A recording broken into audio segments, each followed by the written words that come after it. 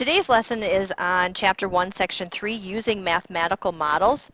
So if you guys would please turn to page 90 in your books and open up your notebooks, we'll get this one started.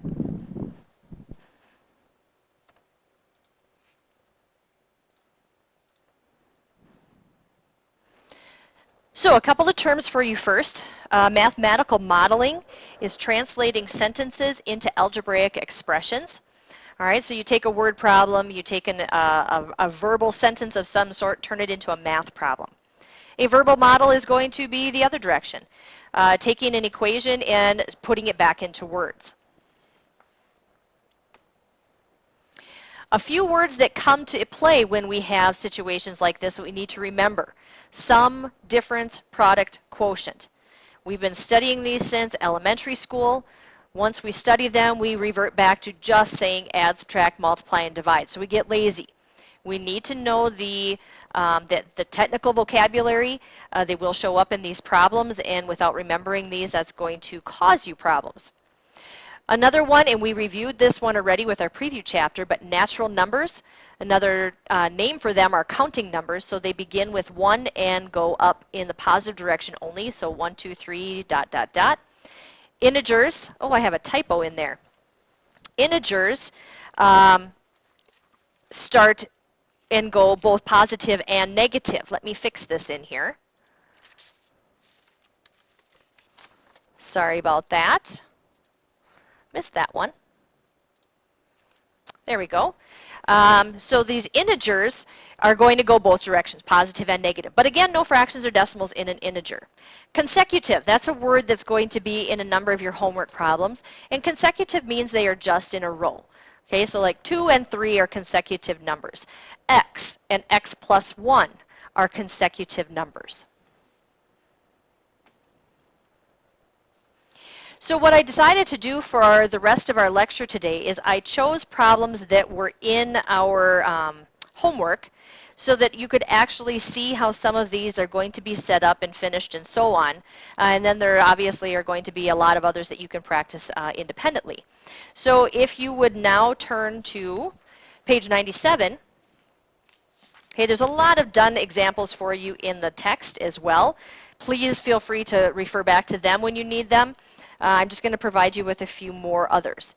So number 14 is the first one that I chose out of the homework. It says the product of two consecutive natural numbers. All right, so product indicates multiplication. Okay, consecutive means two numbers that are in a row. So the product of two consecutive natural numbers. We'd have x times x plus 1. Okay, the expression could be left like that. If you wanted to do the distribution and write the expression like that, same thing. Number 20, writing an expression for this one. Number 20 said the sale price of an item that is discounted 33% of its listed price, L. All right, well, we know how to find 33% of something. It's 0.33 times it, but it's not asking us for what's being saved. It's not asking us for the discount. It's asking for the sale price.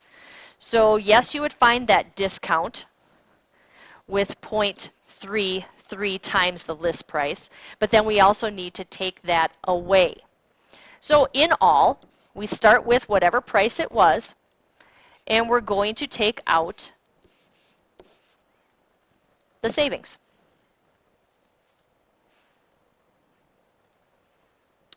This one asks us, it's number 30 on page 97, write an expression for the area of the region.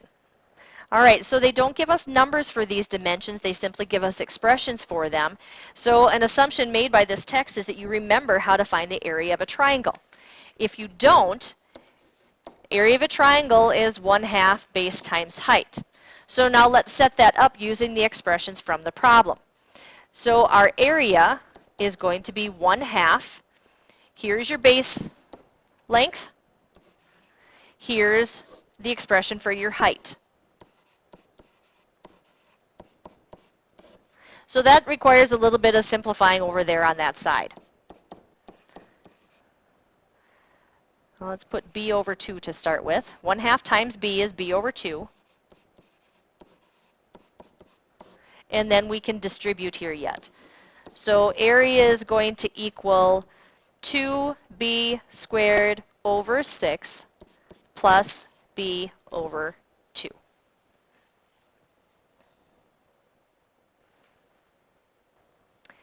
The next one I picked was number 34. This one has a little bit more to it, so I decided to choose it. It says one positive number is 1/5 of another number.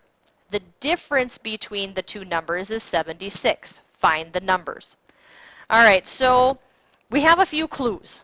We have a number. Okay, we get no information about one of these. The other number is, or the other clue for the other number is that it's 1/5 of the first.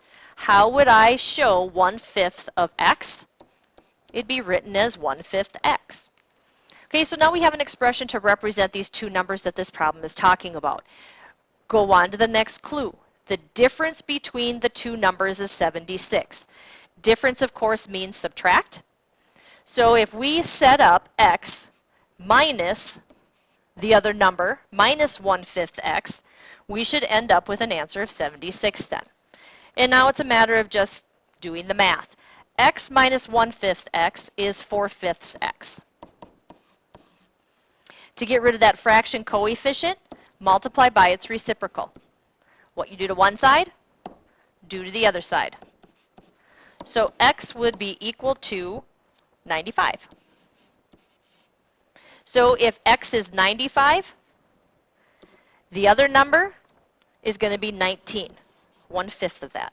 So 95 and 19 are the two numbers that we're looking for. Now, it wouldn't be a bad thing at this point right there to make sure that their difference is actually 76. And you'll find that it does work out. We're good to go. Problem number 50. If you guys remember way back, we did a project that had something to do with this shadow measuring. It's called indirect measurement. We actually went outside in the sunshine and we did some project or some measuring with yardsticks and stuff. So if you can think back, you've done this kind of thing in the past. It says you measure a tree's shadow and find that it is 8 meters long. Then you measure the shadow of a 2-meter lamppost and find that it is 75 centimeters long. How tall is the tree? Now, when you're working with a measurement problem, and have this kind of a ratio deal between an object and its shadow, first thing that you should make note of are the measurements themselves. Do they match? Well, this one has one object measuring in meters and it has objects being measured in centimeters. So the first thing we're going to do is we're going to convert so that they are all in the same unit. 75 centimeters is 0.75 meters. Okay, remember that there's 100 centimeters in a meter, so 75 centimeters will give you 0.75 of a meter. Now we can just set up our proportion. So our tree, I go object to shadow. Tree had an 8-meter shadow. The 2-meter lamppost had a 0.75 shadow. And now we just have a proportion that we can easily solve. T times 0.75 equals 8 times 2. Divide both sides by 0.75, and we find that our tree is 21 1/3 meters tall.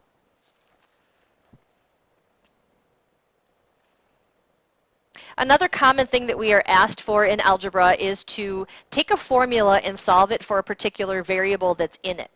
Right now in the form that we have, the formula is solved for S. We are being asked in problem number 62 to solve it for L. So find out where your L's are. They're more than one, only one, what? So on the right-hand side there, notice that there is an L in both terms on the right-hand side. So what we could do over there, or what we're going to start by doing, is factor it out. So if I pull the L out of both, it leaves me with 1 minus R. Now to get L alone, I can simply divide both sides by 1 minus R. And that leaves me a new expression that's equal to L. S over 1 minus R. And that's all there is to problems like that. Some obviously are going to be more complex, but that's the concept. All right, folks, so 97 through 99 are the homework problems. Do many more of them on your own. I stuck to evens.